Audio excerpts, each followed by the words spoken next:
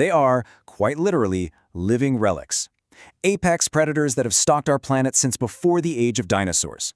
Today, we're diving into the world of crocodilians, and we're going to see them not just as terrifying hunters, but as the absolute ultimate survivors. I mean, just look at this. What you're seeing right here is a blueprint for success. This basic body plan has been perfected by evolution for over 80 million years. You know the saying, if it ain't broke, don't fix it? Well, this design is so good, it's allowed them to own the water's edge long after the dinosaurs were wiped out. That right there is a testament to pure, unadulterated power and adaptability. And speaking of power, let's talk about this number. 3,700 pounds of force. That is the bite of a saltwater crocodile. It is, by far, the strongest measured bite of any living animal on the planet.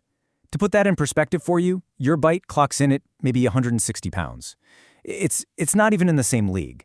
This is a level of crushing force that is genuinely hard to wrap your head around. Now, with that kind of power, it is so easy to just slap the label monster on them and call it a day. But, as we're about to find out, that's just scratching the surface. It's just one chapter in a much bigger and honestly a far more fascinating story. So, first things first, let's appreciate them for what they are on the surface. They are master predators. Their technique is an absolute masterclass in the art of the ambush, something they have perfected over millions and millions of years. So when we use the word crocodilian, what are we actually talking about? Well, it's the whole scientific order Crocodilia. And this group isn't just one animal. It includes the families of what we call true crocodiles, the alligators and caimans with their wider snouts, and the super slender snouted gharials. All told, there are 26 species, and every single one of them is built for that life on the edge of the water. So this brings us to the classic question, right? What's the difference between a crocodile and an alligator? It's actually pretty simple once you know what to look for. Crocs have a narrow, kind of pointy, V-shaped snout. Alligators have a much broader, U-shaped one. But the real dead giveaway? The smile. When a crocodile closes its mouth, you see that famous toothy grin. Teeth from both the top and bottom jaw are showing. An alligator? Much neater. You'll only see its top row of teeth. And even among the true crocodiles, there are some absolute giants. The two big ones that stand out are the Nile crocodile and the saltwater crocodile. And as you can see, there are some key differences. The Nile croc is a seriously formidable predator in Africa, no doubt. But the saltwater croc, or salty, from Southeast Asia and Australia, that's the undisputed king. We're talking about the largest living reptile on Earth. Some of these males can get over 6 meters long and weigh more than a ton. Just massive. Their entire hunting strategy is built on one thing: patience. As ambush predators, they can lay there, almost perfectly still, looking like a floating log for hours on end. They're just waiting for anything. It could be a fish, it could be a massive wild beast, to get a little careless, a little too close to the water. And when it does, bam! They erupt from the surface with an explosive power that is simply unstoppable. But here's the thing. Their skill as predators is only part of their story. To really, truly understand them, we have to wind the clock back, way back. Because their history is, if you can believe it, even more incredible than their present.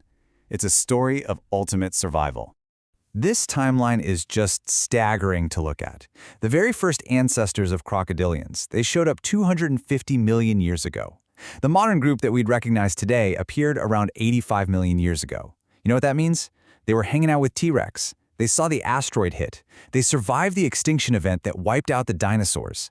The 26 species that are alive today are the direct heirs of this impossibly ancient and successful lineage. And if you think they've always looked like they do now, think again. Their ancient family tree was wild. As this quote points out, some of their relatives were fully land-based and could run.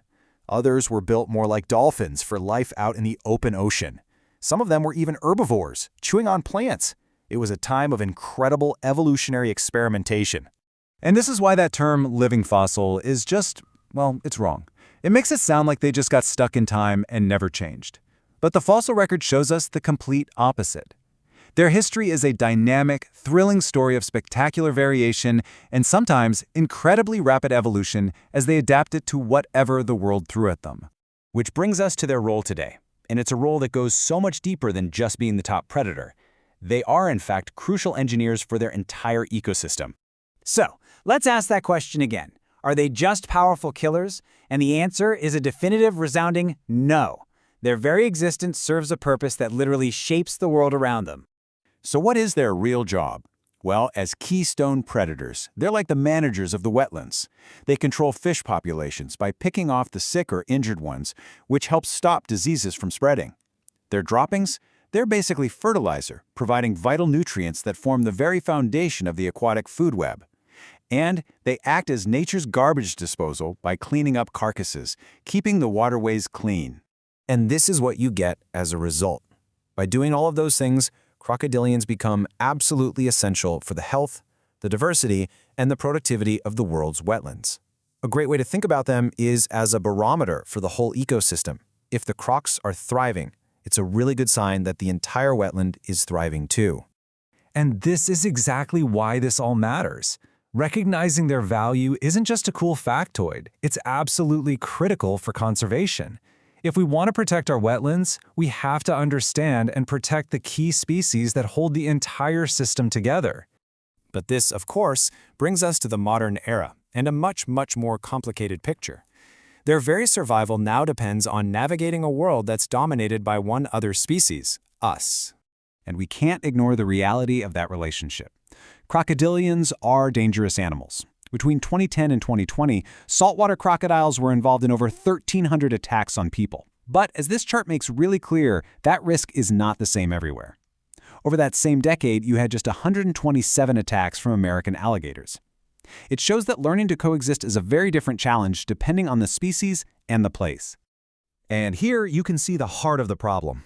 This map shows the natural range of the saltwater crocodile. As you can see, it overlaps almost perfectly with some of the most densely populated coastlines on the entire planet.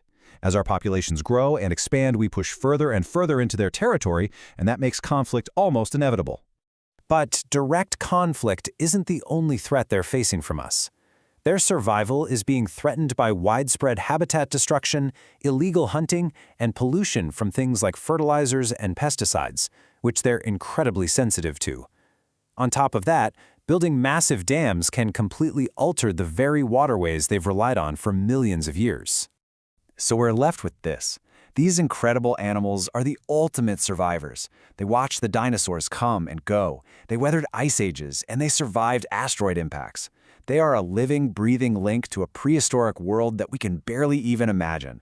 And after all of that, the only real question left is whether they can survive us.